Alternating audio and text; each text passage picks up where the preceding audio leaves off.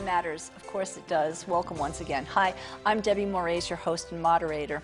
As we tell you, this program has been created to educate, inform, and help you decide how to protect yourself, your family, and your business when it comes to legal issues. The information and resources we provide may help you manage some issues yourself. Or as we say, we'd like to help you be better prepared when you do decide to select some outside professional counsel. Our goal, of course, is to save you time, money, and achieve the best possible results. Also, as always, we want to welcome again and thank Attorney David Bizarre from the Bizarre & Associates Law Firm in East Providence. Thanks, Deb. And today, we have a special guest. Together, we would like to welcome and thank for coming Ali Bizarre. Hello. Who is an agent with residential properties out of the Providence-based office, even though most things are done by Zoom, etc. these days. We welcome her because today our topic is going to be real estate. Are you thinking about buying or selling a home? We hear the market is hot, and so are the prospects for 2021. It doesn't seem that the pandemic has tempered that, so we thought we would help you by sharing some information about what you might need to know. Many people do like to handle things themselves. We will help you with that, but also we'd like to help you avoid some of the common problems, and we thought between having a real estate agent and having our attorney who can also handle the real estate issues, we have plenty of topics to cover. So a lot of people do it themselves. Let's ask David first. How do you know really when you need to have a lawyer for either side of the transaction? So the question I think you could be asking is, when do you need a lawyer? And some people like to do for sale by owner as well. And how does that work? And is there a reason to do that or not do that? So with any real estate transaction, when you're buying or selling, you can't do that without a lawyer for many reasons, mostly because on the buying side, you have title insurance issues and title searches that need to be done. You need to know that you're buying a piece of property that's not encumbered by a mortgage or other lien that you don't want to assume when you buy it. You want to make sure they're paid off. And if you're the seller, you have to transfer it by a deed. That has to be done correctly. And all of those responsibilities are things that you shouldn't try to take on yourself. And Ali can tell you, as far as using your for sale by owner sign and putting it up, it's such a crazy market right now. You won't know how to find comps to know whether you're pricing it right, giving up money, losing money because you're thinking, well, this is what I paid for it, this is what I can get. So that's why you need the expertise of a real estate agent. So thanks for setting that up. So Ali, what kinds of things do you do, and how do you see that you help move the process along as it should go? Even in a competitive market that we're seeing now, there's a huge benefit to having an agent who can list your property on the multiple listing service, also known as MLS. That is something that all agents across the state who are realtors have access to, and then in turn will be able to show their clients. Oftentimes for sale by owner listings are missed by some of the agents because it's not coming up in their feed, so they don't even think to show their buyers that. So by exposing your property to a wider net, you can definitely in turn have more offers and even see if your property goes into a bidding war. So many people will look at, and we try to provide resources to people. People know about Zillow and Trulia.com, and they get an idea of what's around, what's available. Good start. I'm not sure that's the most valuable comp, as they say, comparable value, but it's something to give them a context. And so when someone comes to you and says, I think I want to sell a house, buy a house, here's what I have, what more do you do? How do you take them through the process? Absolutely. I think in terms of having an access to the MLS, you can pull comps. So you can see what your neighbors have sold recently, what else is on the market, what's pending, what's sitting on the market. Maybe that's an indicator that something's priced too high right now in this market. Yeah. And if someone wants to buy, would they also come to you and say, well, I've driven around these neighborhoods that I think I want to live in. It looks like they have a good school system or whatever, or favorable taxes. How do you help that side of the equation? It's great to have an idea of what towns you're interested in, but you might not even, you might rule out a town that might be an awesome fit for you, that just right over the line. So having an agent who has great local knowledge of the market can definitely kind of open the doors for you as well. And you might end up in a much better home than you originally thought you were going to target. So once you've found a property, or you know that someone wants to sell a property, how do you then take the next steps of connecting with potential buyers or sellers, depending on who you're working with? Potential buyers, I think, would probably be a good way to start. In terms of? Now you have a property that you're listing, and you work with other agents? Correct. How does that work out? Yes, so you will take on a listing, and if another agent comes in, you co-broke the deal. So by having two agents representing both sides, you can definitely feel comforted to know that your issues are being addressed in a professional manner, for sure. Yeah, and for instance, when Allie gets a listing, or other agents, Allie works at residential, so when they get listings, they email all the other agents in the company to say, I have this listing, here's what it is, if anyone has any interested buyers, please contact me. So they work even within the agency with other agents to share information, and sometimes they get listings that they get buyers for before it actually even hits the market, because they send out the information to the other brokers or agents in the residential properties group, and they well, yeah, Allie, I have somebody, I'll be in touch with you, let me know when it's ready to be shown, and that type of thing. And some agents too, or sellers rather, who might prefer not to list their property on the MLS. They don't want their neighbors knowing that they're putting their home on the market, but still want an agent to represent them. The agent can actually enter that information into a non-MLS database where the entire office and every other agent in the state can access as well. Good tip to know. Absolutely. Good tip to know. So if you have someone who you think is likely to be a buyer of a house that you want to sell, you start this process of negotiating. So I understand too, a few lawyers know how to negotiate. We do that on occasion. So what's the difference? I mean, you have a certain a body of knowledge about real estate and probably about how people deal with each other when it comes to negotiating, giving this for that. Right. What's the difference between you're starting to do it and someone saying, I think I need a lawyer? How does that work? What do you do that she wouldn't do? Well, most of the price negotiation is going to be between the two real estate brokers or agents for the property. And Allie can explain to you some of what's going on in today's market, where people are in bidding wars and how they deal with that and different types of escalator bids and offers that they make. But what a lawyer may get involved with is an agent may call me and say, okay, we've got a price that we've agreed upon, but there are some other issues like time of occupancy. We need to negotiate either a rent back or some other delay in payments while we're pending closing, things of that nature. There may be a lien on the property that we know can be negotiated away but has to be done. So lawyers might get involved with that. But when there are brokers involved, usually the two agents are negotiating all of the terms and the price and the inspection clauses and all of that type of thing. So real estate agents have standard forms. Right.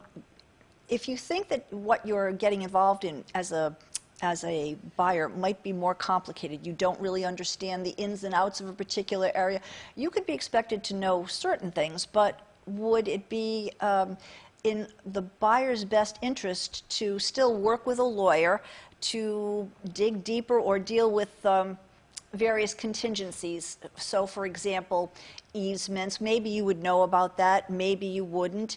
How about if there's some undetected hazardous waste, and would Allie be expected to, would you be expected to know about that?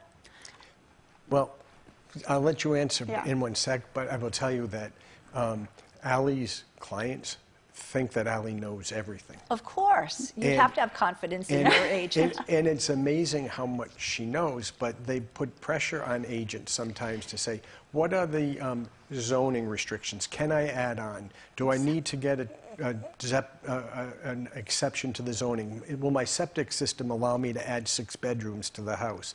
And I want an engineer to come in. I want a structural survey. I want an inspection. Ally can help them with a lot of those things. But there's a point in time where any agent is going to have to say, well, wait a minute, you're now asking questions that a lawyer needs to answer. I want to know more about this easement, or what's the deed that's going to be used to transfer it if it's coming out of an estate, an executor's deed, those types of things. When you're buying a piece of property, your agent can help you through the inspection and a lot of the stuff that happens as a matter of routine. But when you start going above and beyond those kind of questions, that's where you really should have an attorney step in and try to help with some of those things. So, Ally, would you be likely to say, I think you need to talk to a lawyer about this or that? Yes. It's my job to not know everything, but know who to point in the right direction and say, you need to talk to an attorney for this. You should contact a surveyor here if you're concerned about property lines. Contact the building inspector if you want to maybe add an addition to your house and want to make sure the setbacks are all in line there. So yes, there's tons of questions that go into the process while you're kind of doing your due diligence under your inspection period. And you can really turn to your agent to ask where you should go to get the right information. And in fact, I understand that some agents, just because of what you do and with whom you have connections, that if someone finds that they need to have their chimney repointed or something electrical fixed, that while you're not in the business of brokering contractors, you certainly have resources that are reputable. And do you work with the seller to enact that? Yes, and that's the beauty about being at a well-established firm, is beyond my own network of people that I've personally worked with, agents have a plethora of references, referrals for pretty much any and everything that you would need, from carpenters, general contractors, chimney repair, you name it. How about even what to do with the contents of the house that you need to unload afterwards? Yes, that junk can removal is huge, and it's something that we always have options to provide buyers or sellers for. Would you end up actually getting in the middle of that, or would you just say, here's a list, go to it? There are some cases where a client wants to kind of take the reins and schedule on their behalf if they don't have the time to do so. And a good agent will kind of go above and beyond, even if it's not really in their job description. I have actually heard that during the winter season that a good agent, when showing properties, in the times I guess when you could have an open house, which is probably not COVID safe these days, yes, that an agent actually did some mopping up in between the visits because someone was tracking mud through the floor. Mopping, and perhaps shoveling the driveway or sidewalk, you name it, yes. I'm thinking, David, counselor, attorney, that's probably not in your wheelhouse to be doing that. I'm not usually going in to mop a house, but Ally does that. And one of the other things, when we're talking about it, enlisting, and you have someone contact you, you enter into a listing agreement, they come in, and because they're going to list it on MLS, there's going to be pictures. They go through a process of sort of staging the house. Do you want to talk about that a little bit? Would you be doing that? Or do you help someone? Yeah, no, we definitely, when we go in for a listing appointment, that's kind of the first time that we're entering the home ourselves. And I think it's really important to kind of declutter your home. Many people have been living in their home for years or even decades, and stuff accumulates. So it's really good to take the less is more approach. Take down your photographs, put away all those coffee table books, and really just lay out the space so buyers can go in and really visualize their own belongings in the house. Sounds like a good idea. Actually, it sounds like it's a good thing to do at any time, yes, to declutter your house. Marie Kondo your life, absolutely. So, Ally, tell us the difference between someone who needs to, for whatever reason, sell their house immediately and has the inclination to not just be a motivated seller, but want to, for whatever reason, sell it as is. Are there restrictions on what as is really means? You would probably know the legal part. Yeah, I'm not sure what you mean by that. Because when you sell a home, there's an inspection period. Yes. And so if what you're saying is, I don't want an inspection for the home. If you want to buy my house as is, you can buy it and waive the inspection. If that's what you're talking about, then you can do that. And sellers also fill out a sales disclosure form, so you can list everything you know about your house. And if there are repairs that need to be done, you can list it out there. And you're basically disclosing these are the issues that we already are telling you exist. And that also enables a buyer to know kind of what they're getting into, especially if they do choose to waive their inspection contingency and take the home as is. You can at least know some information, but there's no guarantee. Excuse me, I would imagine that some people just don't know everything about the house that could have happened. I mean, they might know some things, but it's their obligation, and you as representative of that seller, to try to find out as much as you can about the property so that it can be listed. Right. And if something comes up that wasn't listed, if they then say, I told you it's as is, doesn't matter, is that okay? Or is that an occasion where we have to go to a counselor and say, let's review this? If there's an inspection period and you hire an inspector to go in and look at those things, as long as the seller has disclosed everything they know, and this latent defect that they didn't know about is discovered in the inspection, if there is an inspection period, then the broker can negotiate that issue. For instance, if they've disclosed, you know, there's been some water in the basement, it's been cleaned up, blah, blah, blah, but it turns out there's also some mold there, then you can say, well, we want the mold remediated before closing, or we want a credit at the closing. Or a price reduction. There are different ways you can approach it. And you, as a representative of the seller, you could negotiate that? Absolutely. And if you were a representative of the buyer, you would do the same? Exactly.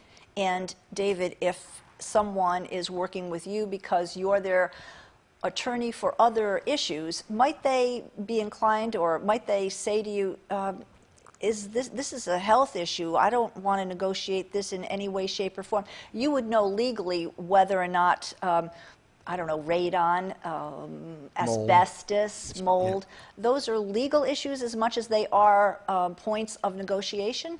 Well, they're health issues, and Allie's had experience with that. And during your inspection period, you have 10 business days, excluding holidays and weekends, to conduct your inspection and review it and negotiate. And if you realize there's mold, for example, and the seller is unwilling to address it and they don't want to offer a credit, that is your chance to back out from the deal. In Rhode Island, you can walk away during the inspection period if anything comes up that you don't like.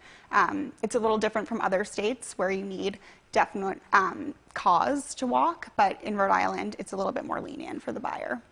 Does everyone have to have their financing in place before they start buying and looking? That is a great question.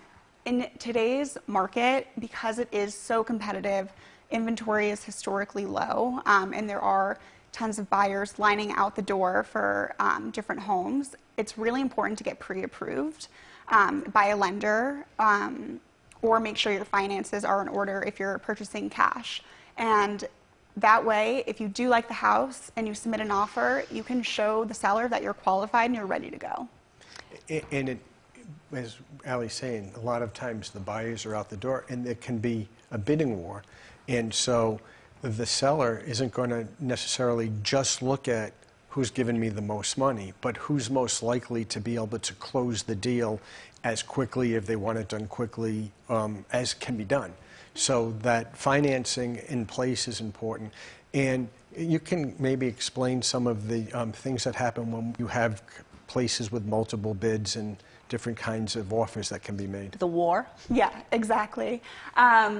So when you get a pre-approval letter by your lender, in previous times when the market wasn't as strong, you would have your lender tailor your letter to the exact amount that your buyer's offering to pay.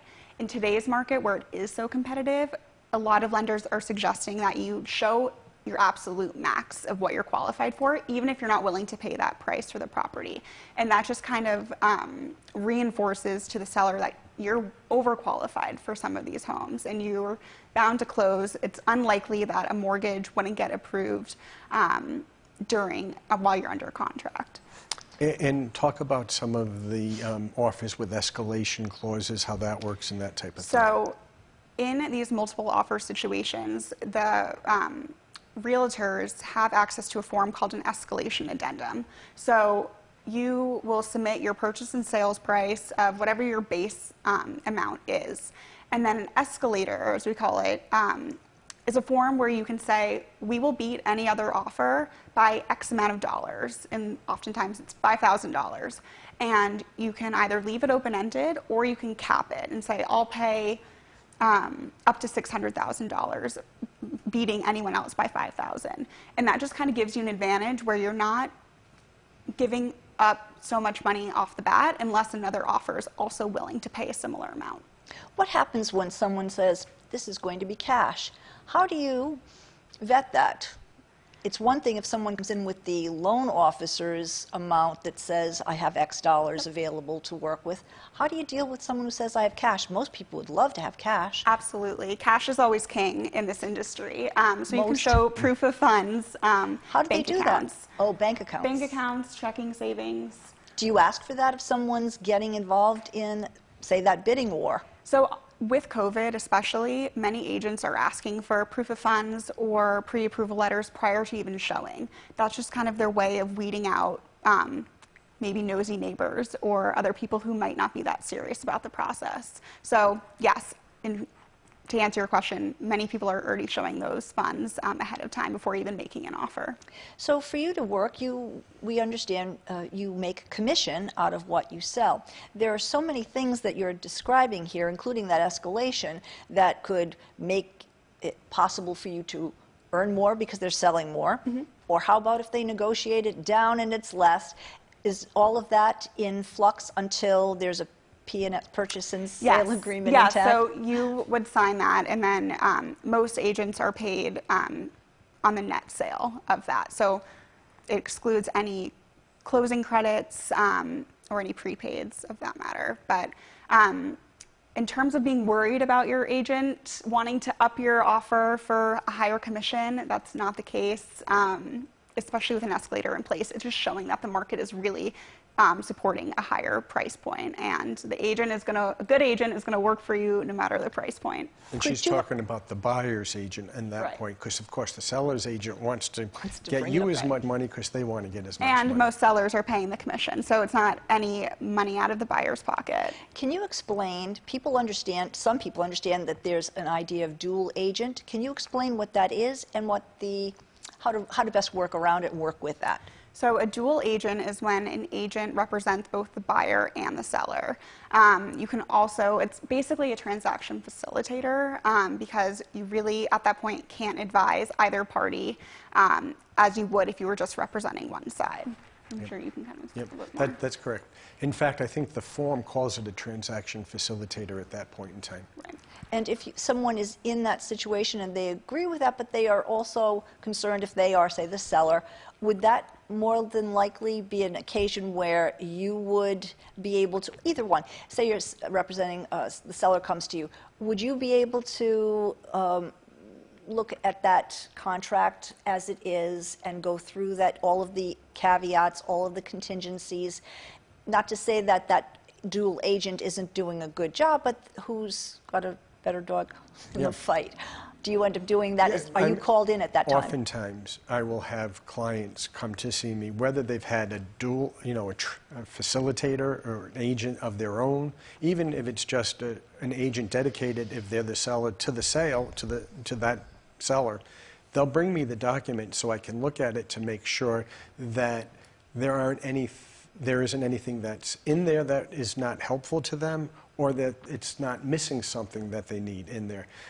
One that comes to mind is a commercial transaction where there was an environmental issue and it was all remediated, but there were some reporting duties going forward, and we had to make sure that the buyer, because I represented the seller, would indemnify and hold the seller harmless and agree to assume the responsibility for all the reporting that needed to be done.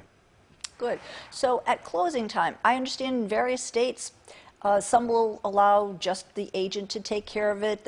Sometimes both parties don't need to be there. Sometimes they do. What do we need to know about Rhode Island and, say, Massachusetts, because we cover both? Must you have an attorney present at the closing? So in COVID, closings are often taking place just at the attorney's office, and sellers and buyers are selling or are signing separately. So a seller might even sign at their own attorney's office the day before. Agents actually are not even attending closings anymore. We'll come with a buyer and do the walkthrough with them that morning, but other than that, they're keeping exposure low and just keeping it between the attorney and the... Yep.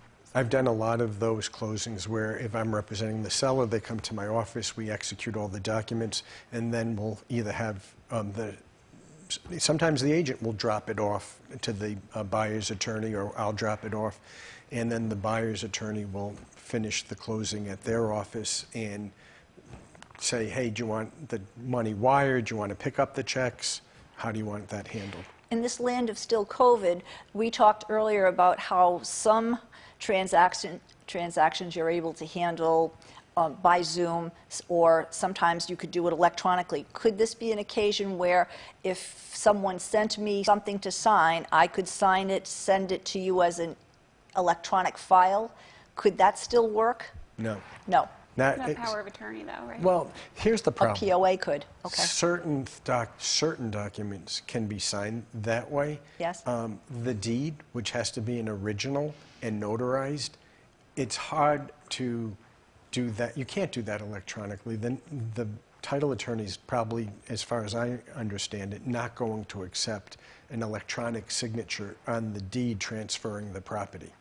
Too many issues that can come up with that. So some documents actually can be signed electronically, and some can be signed by power of attorney. I've done closings for sellers in Florida where we email them the documents that they need to get signed and notarized in Florida, including a power of attorney, so that the documents that I can sign as power of attorney for them here at the closing can be signed at the date of the closing. One other, in the small amount of time that we have left, we often talk about how tax consequences when people are estate planning can be very involved. When someone is working with you and has a tax question for what might impact on their bottom line, do you have them go to a lawyer, tax attorney, or which? Yes. I would say lawyer, right? Yeah, Lawyer. For the most part. It's sometimes the lawyer will say call the accountant, but for the most part, if it's a real estate question with my primary residence, am I going to have a tax issue, we can let them know that. It's good to know. So it does seem with all that we've discussed here, there are enough complexities that say those who want to do it yourself, I certainly find that admirable, but it certainly sounds like there's an awful lot to be wary of. So Ali Bazar, thank you so much for joining us. Thank you of for course, having me. David, too. Thank you for tuning in to The Law Matters. We wish you luck in 2021, buying, selling. Stay tuned to The Law Matters. It matters to you.